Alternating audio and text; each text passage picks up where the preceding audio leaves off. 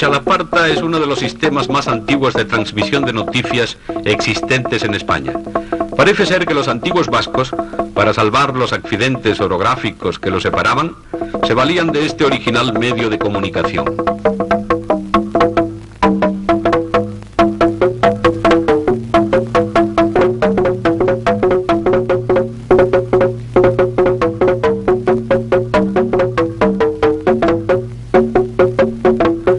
Golpeando maderos de distinto espesor y con ritmos cambiantes, las noticias corrían de caserío en caserío a través de los verdes valles del País Vasco. Este curioso ritmo ha sido mantenido durante años en Guipúzcoa por los hermanos Zuaznavar. Hoy en día la Txalaparta cuenta con muchos seguidores y se sostiene con un vigor admirable. Así lo demuestran estas dos jóvenes de las artes, Conchu Sorrondegui y Lourdes Yarza, ganadoras del concurso de Txalaparta celebrado en Guipúzcoa en las últimas fiestas eúskaras.